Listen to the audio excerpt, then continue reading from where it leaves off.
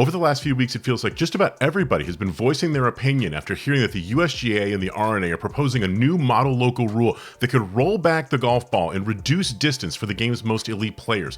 To do that, they are proposing that this model local rule mandate that the best players in the world use golf balls that are tested in a whole new way. Now, whether you're a proponent of this potential model local rule and rolling the golf ball back, or you're somebody who thinks that the game is just right the way it is and that there should be no changes made to the equipment that's being used by the game's best players, it's really important that you fully understand exactly how golf balls are tested. And let me tell you, most people have no clue as to exactly how golf balls are tested by the game's governing bodies, the USGA and the R&A. So in this video, I want to take you step by step through that process. Now, to do that, I was able to find some footage that I shot a couple years ago with John Spitzer, the managing director of equipment standards of the USGA, when I visited the USGA's headquarters in Liberty Corners, New Jersey. And I'm going to let John tell you exactly how golf ball testing takes place.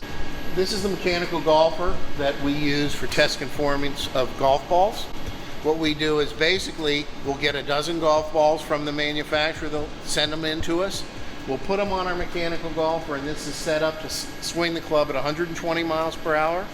It launches our calibration ball at 10 degrees with a backspin of 2,500 RPM. The black boxes are launch monitors, and they'll take a picture of the golf ball as it flies through. This tells us what happens to the golf ball when it leaves a driver, what kind of spin it has, what kind of launch angle. They'll all vary. A Titleist may come off differently than a Callaway by slight differences in launch angle, speed, or spin.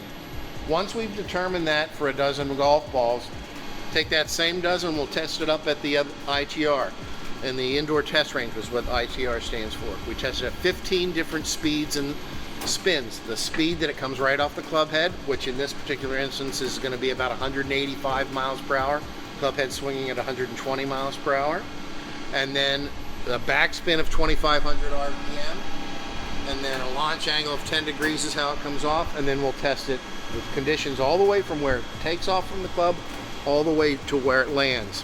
And in order to determine how far a golf ball goes for conformance, that requires 360 shots. Now, you might think that doing golf ball testing like that would be no big deal. If you think about it, you walk into your local pro shop or golf retail store and you see the Titleists, the Callaways, the Srixons, the TaylorMades, and maybe a couple other brands and think, yeah, no problem at all. This should be a piece of cake.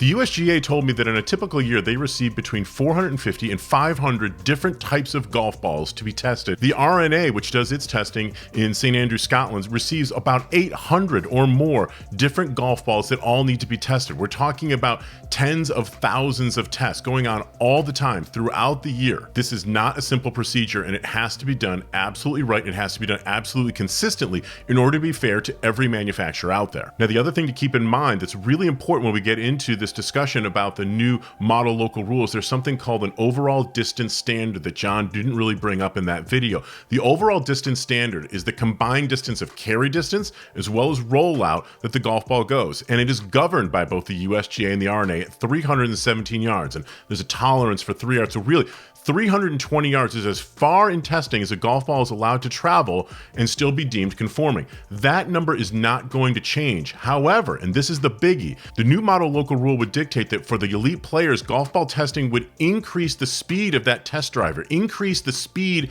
of golf balls shot down that tunnel to 127 miles an hour, an increase of 7 miles per hour, which is a really significant number. So now that you can see the intricacies that are involved with the testing procedures, you can start to get a little better feel for exactly what this potential model local rule change could mean for manufacturers as well as for the game's best players. So now that you've seen exactly how golf balls are tested, hopefully you can have a little bit better appreciation for the process itself and form a little better opinion about the model local rule that may be coming down the line for golf.